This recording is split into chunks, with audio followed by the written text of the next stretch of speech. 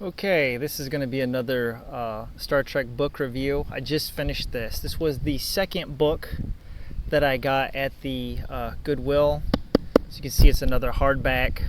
One correction on the video I made for Star Trek Federation. I said that the page count was 363 pages. It's actually 463 pages. So that previous review I did, the book is 100 pages longer than I originally said. The page count on Imzadi here is 342 pages. Now, this is a novel by Peter David.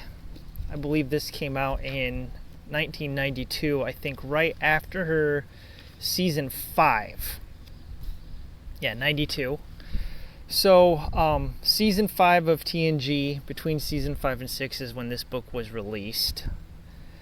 I have read one other novel by Peter David. I read Q Squared. I got that book when I was like a teenager, so many, many years ago. It's one of the ones I read, and I did not like it, which has really, over the years, kept me from reading Imzadi. And I know this is a very well-regarded Star Trek novel. And so seeing it sitting on the shelf there, basically for, less than $2 in a hardcover, I picked it up. And boy, I'm glad I did, because this is another really excellent Star Trek book. Now, the one thing that I don't like about it is that it's a romance novel. Okay, so it's telling the backstory of Commander Riker, his relationship with Deanna Troi prior to the events of the pilot episode of Star Trek The Next Generation, Encounter at Farpoint. So it's alluded to in that episode that they met previously on Beta Z and that they were lovers, and so this book delves into that. However, I'm going to just kind of give you the opening. It does deal, as you can see on the cover, the Guardian of Forever. So this is from a original series episode, City on the Edge of Forever, where Kirk and Spock have to travel back through time to stop McCoy, Dr. McCoy, from changing the future.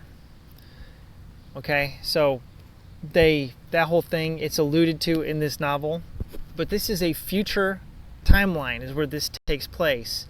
So Riker is an old man, and we find out very early on that Admiral Riker, that Deanna Troi died somewhere around season 5 or 6 of the show in the timeline. And so he's going to use the Guardian of Forever to travel back and prevent those events. And it gets pretty heavy. So those parts are really enjoyable.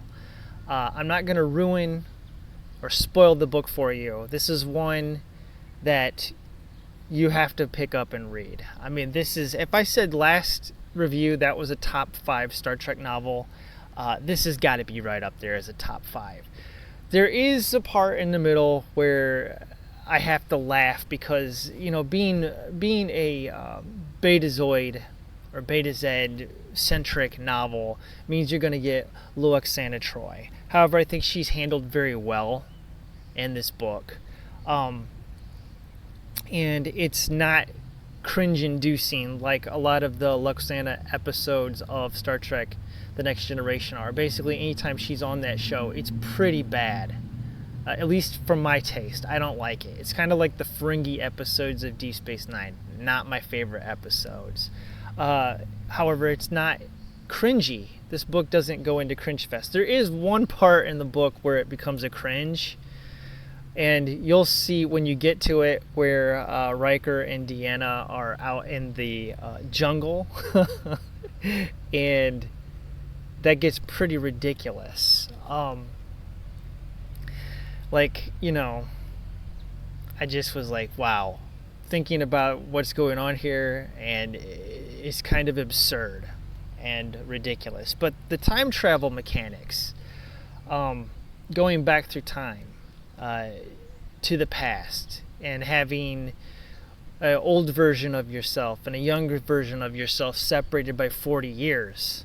It's a very interesting concept. I know time travel plots have been beaten to death, but back when this came out in '92, you have to put it in perspective. That sort of thing hadn't happened yet. So this predates the Star Trek finale, All Good Things, right? And I think it does it very well. This is a concept that was never really explored, the backstory of Riker and Deanna in any of the television series or the subsequent movies with any depth, really. There was one episode where you have, I think that was season 6, where Thomas Riker comes on the show and they kind of explore it a little bit, but they never have like a flashback that goes into the introduction of these characters, and Peter David does it very well. So I'm glad I gave this a chance, because I really, from what I've read of Peter David, I don't really care for him. Like I said, I read Q Squared. I found it a rather boring and tedious novel. I didn't care for it.